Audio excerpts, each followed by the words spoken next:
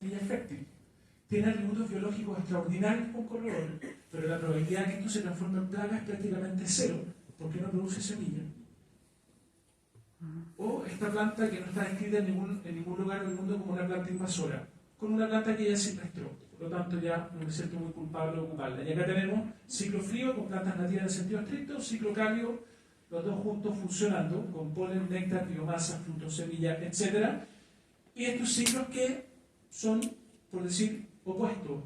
Por lo tanto, cuando mi ciclo frío, muchas de nuestras plantas nativas, por ejemplo, en sentido estricto, dejan de tener actividad biológica importante porque van a latencia, es su adaptación, acá no llueve en verano, puedo tener plantas de otros lugares del mundo, de bajo requerimiento de agua, que hacen exactamente lo contrario. Por lo tanto, tengo un continuo, por ejemplo, en la belleza o en la producción de polen y de néctar. Esto es súper importante que no tenga que regar, porque la verdad que con 180 milímetros de agua al año, olvídense de hacer jardines que no necesitan riego. Eso es ciencia ficción. Salvo aquellos pastos anuales de ciclo frío que llueve, se ponen verdes, duran un rato y se ponen café. Pero la pregunta es, ¿cuántos de ustedes están dispuestos a tener un jardín durante 8 meses del año seco y muerto? Yo no. Significa que perfectamente adaptado al lugar, pero vamos a tener que de alguna forma meterle algo de subsidio. Y cuando hablo perfectamente adaptado a las condiciones del lugar, no solo hablo de las condiciones que no puedo cambiar, que tienen que ver con el suelo y con el agua, pero hay un factor heavy que se llama compactación, que es parte de las condiciones del lugar que yo no voy a poder cambiar, porque aun cuando yo la cambie en el momento inicial, va a llegar la gente que va a pisar en cualquier lugar, en cualquier zona, y me va a volver a compactar el suelo. Y yo me pregunto, ¿cuántos de ustedes pueden vivir 10 minutos con una bolsa plástica amarrada a la cabeza? El ejemplo macabro, nadie. De hecho, nos sofocamos cuando no hay oxígeno en los suelos, salvo algunas pocas plantas muy adaptadas, como por ejemplo...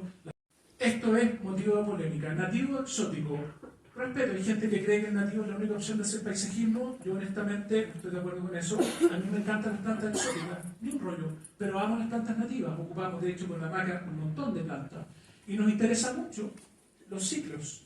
Que haya continuidad y que haya de alguna forma una expresión del paisajismo que sea interesante el año completo. Y si para eso necesito plantas exóticas, bienvenidas. Porque, por ejemplo, en esta microcomunidad vegetal donde hay solo nativos en el sentido estricto, efectivamente tengo una primavera que saca aplauso y mi cliente me va a agarrar y me va a amar. Pero eso dura con suerte 8 semanas y después la altromeria se va a ir a latencia, va a quedar un hoyo, todo café, probablemente la cristal eventualmente con algún atractivo, pero la gracia del jardín, que tiene que ver con lo verde y con el color, se va, o al menos parcialmente. Y eso es algo que mucha gente considera que no es aceptable. Y por lo tanto, tenemos que ver cómo, de alguna forma, lo corrijo. Entonces, hay estos manquehue. En una comunidad multiciclo, que crece durante el invierno, crece durante el verano, eso asegura, entre otras cosas, cobertura vegetal, por lo tanto, exudados vegetales, por lo tanto, diversidad no solo para lo que vuela arriba, sino para lo que vive abajo. Donde hay material vegetal nativo entre comillas, porque esto no es en el sentido estricto. Esta planta no es de acá, de la cuarta región, es nativa de Chile, una Cristaria glaucófila, pero me interesa mucho, tiene una floración muy temprana y desde el punto de vista de muchos ciclos de mariposa, esta planta es clave. Lástima que a veces terminan en el parachoque del auto, pero hay muchas de ellas que lo logran y salen de ahí. Cristaria glaucófila. Y con la maca hace rato que estamos investigando un montón. De hecho, quería alguien que estamos ahora yo estoy obsesionado con los oxalis. No sé por qué, pero los oxalis son plantas súper interesantes de ciclo frío, bajas, con una trama, ya vamos a hablar de eso, muy interesante, para plantas, por ejemplo, como una perovskita, que está hablando en términos de espacio, pero una hace trabajo en invierno, la otra en verano, y de alguna forma se complementan. Y desde el punto de vista ambiental también hay varias que son re interesantes. Y entre otras cosas, para ver en muchas de las intervenciones, esta Mirabilis nuestra, que yo la amo, ocupamos dos especies distintas, que es una planta nativa junto con las malpitas. Y esta Mirabilis es de las pocas plantas nuestras de ciclo cálido, que florece y hace actividad biológica durante el verano, cosa que no es común en el sistema mediterráneo, que es más bien de ciclo frío. Ok, sustrato. Y acá nos metemos las patas a los caballos, porque si el lugar significa que en principio yo debiese pensar en no cambiar el suelo, porque son las condiciones del lugar. Pero si yo tengo un evento de perturbación permanente que se llama compactación, donde la persona que pasa por mi jardín me lo pisa, que es lo que ocurre en la ciudad, tengo que buscar alguna forma de que eso no ocurra. Porque si eso ocurre, el material vegetal se pierde. Y eso es lo que pasa con mucho del arbolado en nuestra ciudad, que está destruido. No es la sequía, no es El maltrato es en muchos lugares la compactación, porque entre otras cosas, con poca agua, cuando eso lo compactado es agua infiltre, por lo tanto, el árbol está sin oxígeno en el sistema radicular y sin agua disponible, y eso es, para los árboles, combinación mortal. Entonces, vamos a tener que pensar en ocupar sustrato técnico, donde probablemente en espacio público, donde tengo una presión mucho mayor. Y eso es tan así que miren cómo plantan los árboles en otros países del mundo. Inglaterra, Suecia, Estados Unidos. A mí me tocó, esta foto no es mía, pero a mí me tocó ver algo muy parecido y no entendía nada que estaban haciendo, porque es una velocidad increíble. Desventaja de esto es que sale maleza porque no hay piedra. Entonces, en muchos lugares yo podría, por ejemplo, eventualmente, en algunas intervenciones que son momentáneas, como por ejemplo nos toca hacer a veces en las comunas porque vienen cambios de calle, etcétera, y queremos algún ejemplo inmediato para alegrarle la vida a los vecinos, podríamos eventualmente, no lo hemos hecho, poner un sustrato técnico, plantar un montón de plantas y sembramos y en un par de semanas, 6 semanas, 8 semanas, no se pueden creer lo lindo que se ve. Y podría durar varios años, de hecho, pero probablemente alrededor del tercer o cuarto año la maleza ya se ponga un poquito latera. Vida silvestre. Es impresionante la cantidad de jardines que hacemos que no sirven para nada más que para mirarlo. Con esto quiero decir que la estética no es importante, la belleza es clave. No existe ni un sistema biológico que no destine una cantidad de energía exorbitante en producir belleza. No solo nosotros que nos vestimos, maquillamos, echamos colonia, bañamos, lo que se les ocurra, nos incide la cantidad de energía que destina esta planta a producir esa maravilla, porque si no es atractiva no la polinizan, así de simple. Y no solo gastó plata en producir estructuras alucinantes que los insectos son capaces de ver con longitudes de onda que nosotros no conocemos. Además, con un perfume que le encanta a las moscas, que no es muy agradable, pero ahí hay un montón de energía. Y eso quiere decir que en general con la maca, en todo lo que hemos hecho, estamos muy pendientes siempre de ver qué llega. Porque en el mundo vegetal hay plantas que son una supertanque, que llegan millones de insectos, y hay otras plantas que la verdad no observamos muchas cosas dando vuelta, y algunas definitivamente bastante inútiles, probablemente porque no existe el insecto que la reconoce. Esto es una de mis polillas favoritas, un esfíngido nocturno, se muere lo que es, una belleza, y su oruga la voló por el mundo de las orugas que hemos plantado. Por suerte se camuflan bien porque hay gente que las trataría mal. Y ni hablar de esto. Algunas especies efectivamente tienen una predilección por el nativo, sobre todo los especialistas que se van a plantas que la verdad solo reconocen algunas pocas como fuente de alimento, pero existen un montón de insectos que les importa un carajo si la planta es nativa o exótica, lo que les importa es el polen y el néctar. Este es un limonium tataricum, una plantaza. Si se olvidan esta avispa, ¿cómo se llama? Pero, ¿qué le importa a ella si es nativo o exótico? Lo que a ella le importa es que el polen y néctar es lo que está buscando. A mí lo que me interesa es que esto no se transforme en una plaga, que no sea invasor, pero me gusta mucho la belleza llamada de ciclocario. Florece cuando lo mío anda medio flaco. Y acá hay un montón de insectos que han descubierto algunas flores que ocupamos en nuestro espacio público, que son exóticas, perfectamente adaptadas. Hasta ahora, esta ya no la ocupo, de hecho, porque me da un poco susto, no ha formado ningún problema. Y esta abeja nativa está eufórica con ese plano. No la veo muy complicada. Y es preciosa, tremendo complemento para los jardines que hacemos. Y algunas de estas plantas, estos plectrantus, lo hemos ocupado en Providencia, tienen un dejo a zorrillo, cosa que puede ser un poco compleja, pero yo lo encuentro extraordinario, porque el dejo a zorrillo hace que cuando alguien intenta robársela, no se la lleva, porque la agarra ese su M, que mal huele, y no se la llevan. Y eso es heavy, porque efectivamente les voy a decir que el mayor problema que hemos tenido, que es algo que no se puede estudiar mucho, tiene que ver con el robo. Y ahí hay una tremenda labor que tenemos que hacer entre todos para educar. Aquí el espacio público no se lo roba. Esta para las moscas de las flores, que es control biológico, tremenda planta. Habitar, porque muchas veces nos preocupamos de alimentos, pero pocas veces pensamos en refugio, y hace años estoy trabajando con la Fundación Abejas Matías, y de hecho financié, y lo hicimos junto con Providencia, esta primera comarca urbana, porque no basta con hacer plazas que tengan material vegetal que sirva, hay que tener lugares donde ellas vivan. Todavía tenemos que pulir la estética, porque esto parece una momia, o sea, todo lo se ve especialmente interesante. Y estamos en eso, viendo formas de cómo hacemos esto estético, porque la belleza es importante, pero lo alucinante es que ya en esta plaza hay un montón de abejas nativas que están haciendo su nido, y por lo tanto, consideramos que eso es un tremendo éxito. El color. A mí personalmente yo rayo con el color, encuentro que es de las cosas más impresionantes de Chile, tiene que ver sobre todo el desierto costero de la tercera a la cuarta, el sistema mediterráneo, hay poco. ¿Qué pasa con la arena? ¿Se puede? Porque no voy a poner piedras y ya te di cuenta que pasa después de estar hecho, ¿no? Pero ¿qué pasa con la arena? ¿Sirve de algo como para que no se compacte? Mira, yo diría que es súper relevante porque finalmente el mulch que tú quieras ocupar tiene que ver mucho con la comunidad vegetal que tú estableciste arriba. Entonces, por ejemplo, si yo hubiese de alguna forma o tuviese una comunidad vegetal que se llama de plantas tolerantes, esencialmente sombra, ¿cachai?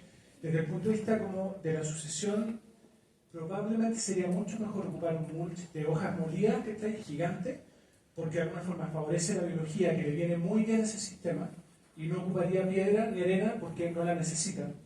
Si yo tuviese un jardín, por ejemplo, en zona mediterránea, donde la maleza es del terror o sistemario, ocuparía, sin pensarlo, piedra de todas maneras. Pero también puedo ocupar arena. El problema de la arena en general es que es un sustrato enraizable, pero la gracia de la arena es que tiene baja fertilidad.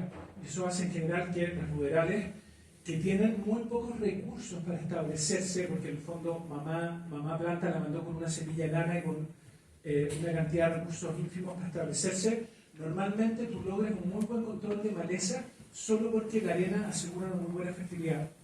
El único tema es que, por ejemplo, y es súper interesante los estudios que hacen enfocar que, por ejemplo, si en tu jardín llegasen a haber plantas que tienen problemas de palatabilidad, que se la comen los caracoles, etc., la arena inicialmente funciona espectacular porque le pusiste un pavimento que los caracoles odian, la arena. Pero en la medida que la biología del suelo va trayendo el suelo de vuelta y finalmente termina mezclando la arena con la tierra, vaya a tener que ese problema vuelve. Entonces la arena suele ser como una solución un poquito momentánea. Ahora, si tú quieres establecer, por ejemplo, praderas de semilla, los ingleses, los alemanes establecen todo con 7,5 10 centímetros de arena, porque en general, en la medida que tú reduces la fertilidad, aumentas la diversidad y aumentas la cantidad de flores, porque a las gramíneas les gusta la fertilidad, pero las plantas de flores en general menos. Entonces, depende mucho de tu objetivo. Acuérdense que acá no hay una receta que es como fija. Todas las soluciones dependen de lo existente o a lo que quiero llegar. Y por eso es tan importante, y por eso no les digo como receta porque las recetas son súper peligrosas, pero te diría eso. Si hay sombra, probablemente un mulch de hoja andaría perfecto. Si hay sol, podría ocupar arena, pero probablemente con un resultado momentáneo, y si podéis poner piedra, sería buenísimo. Todo el material orgánico al podar, lo soplas después.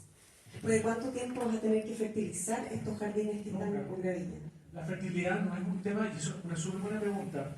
Cuando yo estudié agronomía nos enseñaron que la fertilidad tenía que ver esencialmente con ponerle un químico a la tierra, porque la tecnología no permitía ver mucho de lo que pasaba bajo el suelo, pero debajo del suelo existe una cosa que se llama la soil food web, que es en el fondo todas las tramas tróficas de todos los organismos que viven bajo el suelo.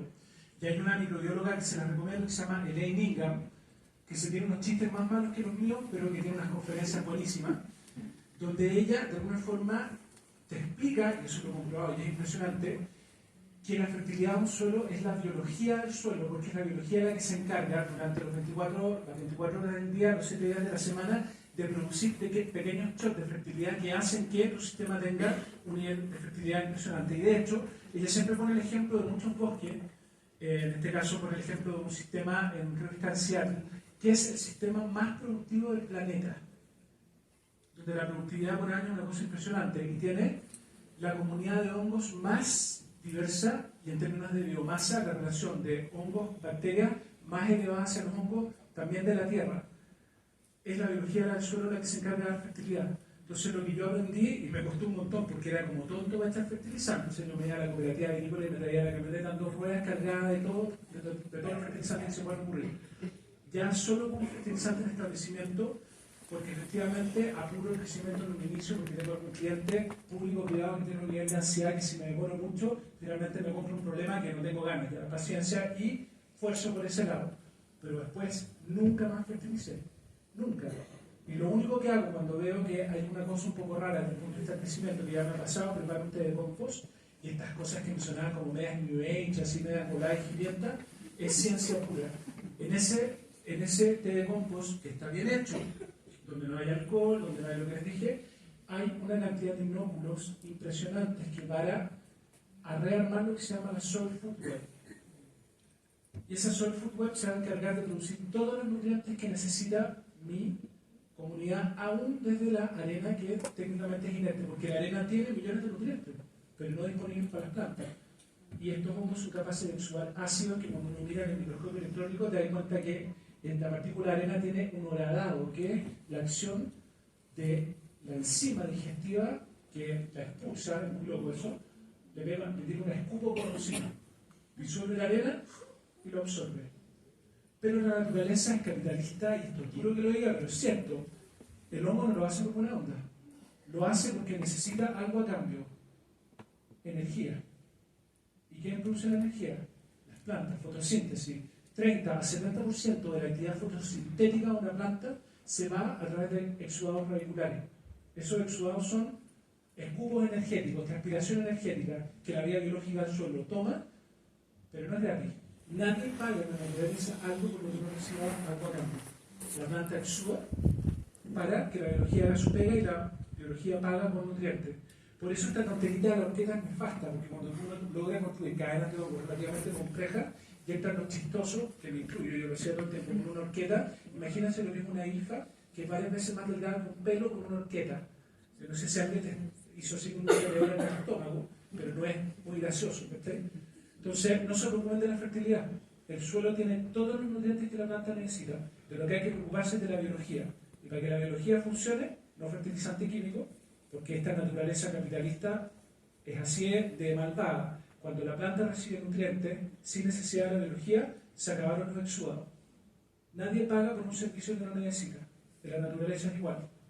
Y cuando se acabó el exudado, la biología que se sostiene en sus dos primeras capas, hongos y bacterias, con esa energía se va y empieza la reacción en cadena.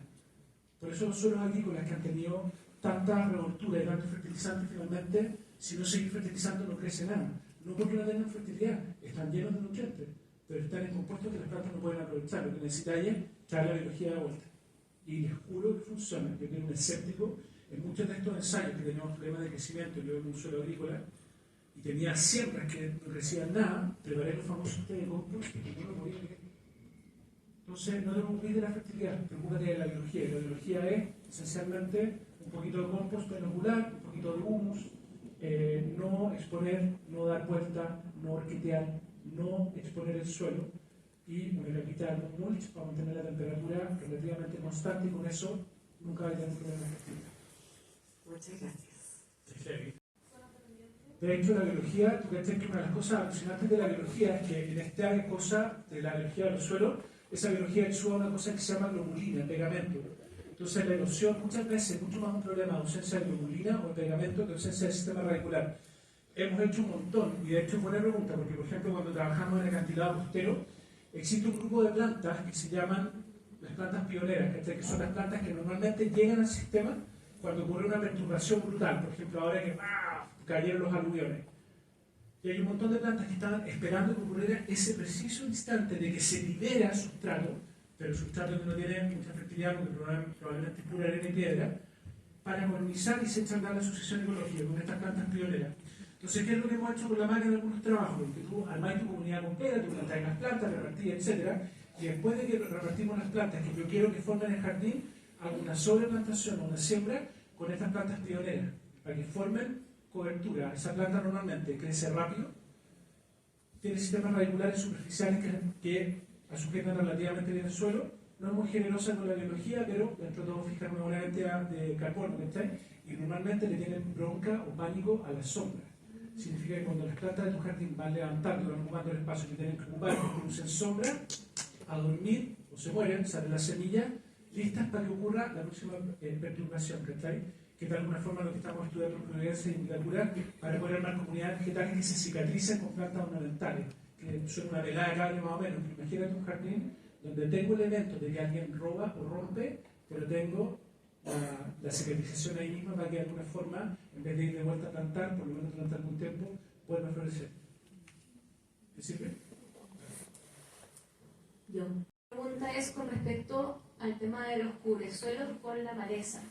Nosotros estamos trabajando con un cliente, estación de servicio que está sacando todo el pasto y reemplazando por plantas, y etcétera. Pero todo lo que son macizos de plantas y cubresuelos, los macizos van sin gravilla, según las especificaciones técnicas.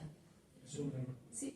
Entonces es difícil hacer entender al cliente. Mira, no creen. Mira, hay una palabra, yo siempre digo, hay una palabra, sobre todo cuando trabajáis con hombres, que es mágica, pero mágica, y que no tiene ninguna connotación de doble sentido.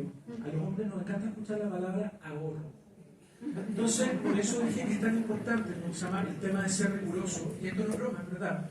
Cuando yo le presento el tema a mi cliente, yo normalmente, de hecho, en muchos proyectos que he llegado con el tema de la gravilla, y le digo a mi cliente, yo financio la gravilla, pero quiero a cargo el mantenimiento durante un año que va a costar tanta plata. No te comprometo con nada, te comprometo que no haya ninguna maleza.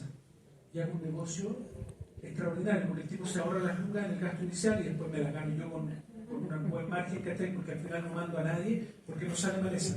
Aquí voy con eso.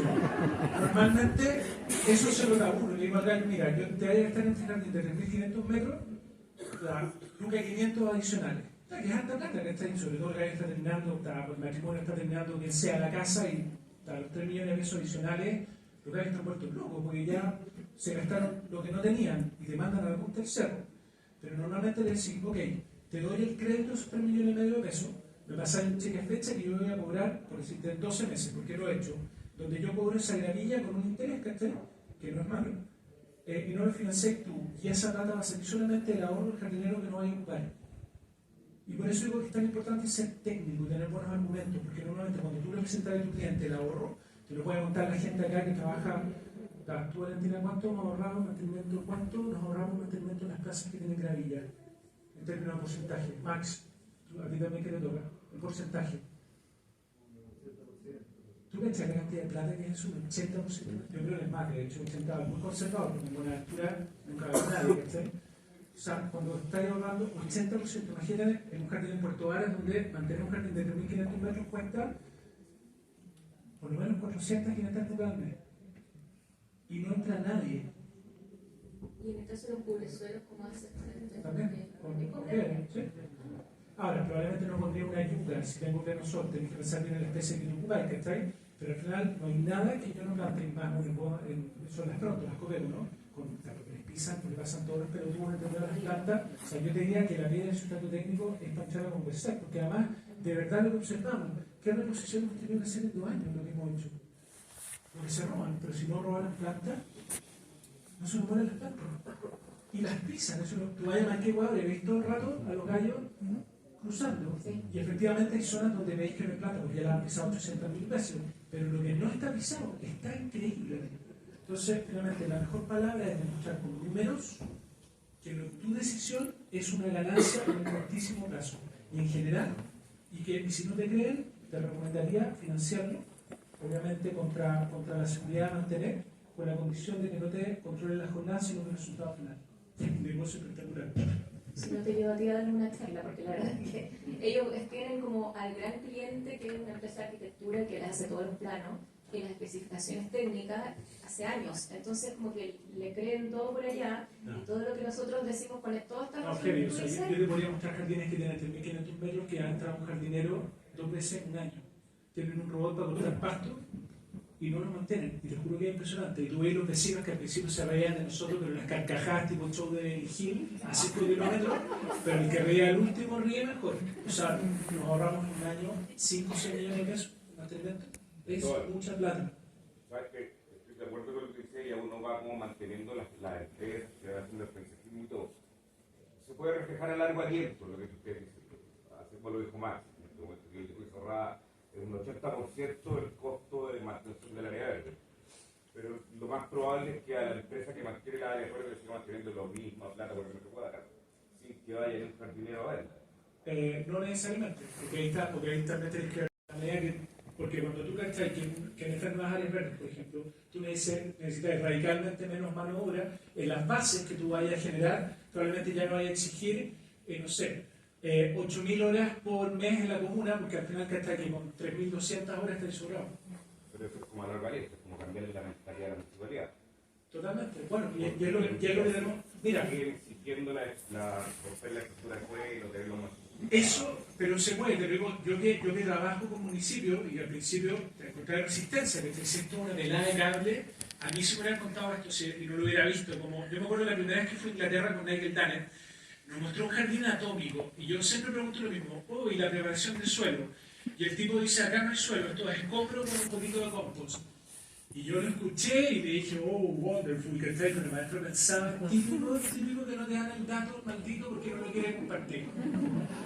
Y yo soy el que traduzco los trajes, ¿cachai? Entonces, en un momento en que hubo como una avalancha de señoras que se lo trataron de engullir para sacar la información y preguntas, yo agarré y me fui con mi palita, como se llama, que siempre ando con una palita así como Transformer, me tiré detrás del macizo y empecé como a escarbar y empezó a sacar piedra, escombro, ladrillo, pañales, no sé lo que me puedo imaginar.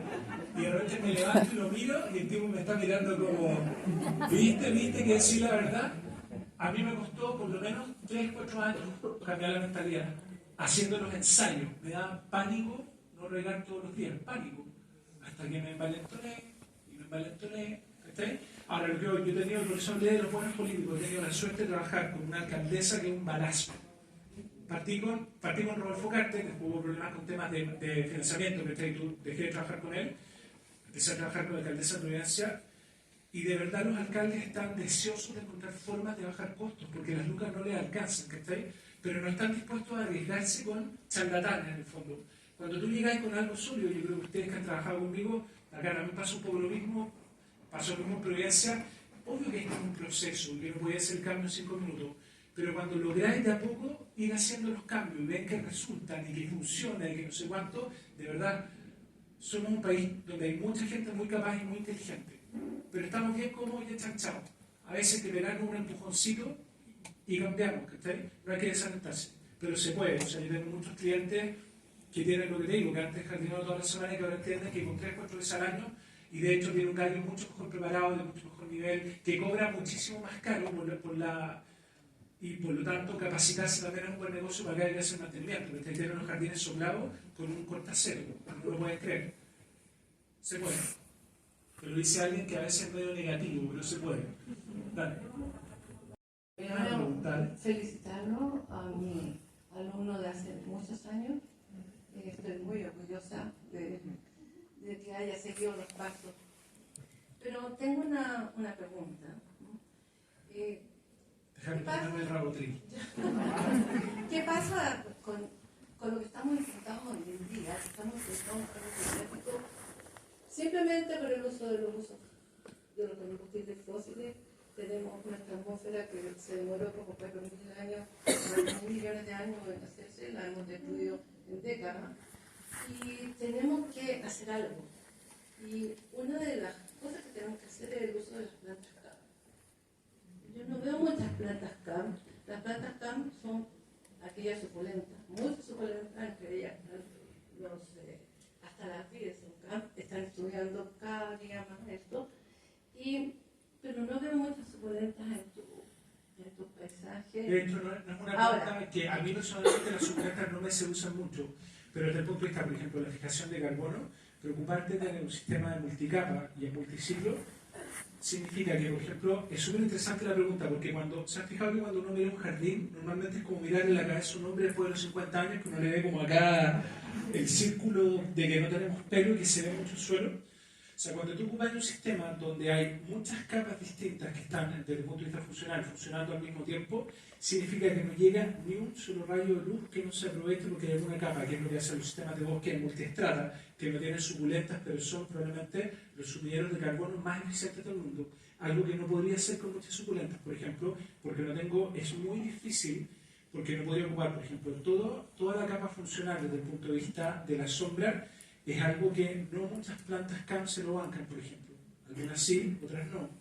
Pero puedo tener, por ejemplo, en un espacio muy chico, 25 especies distintas, en capas distintas, donde durante todo el año tuve actividad fotosintética al 100%, donde algunas aprovecharon el frío cuando una planta C4 no podría, por ejemplo. Ellas están vueltas locas porque son de sistemas más fríos.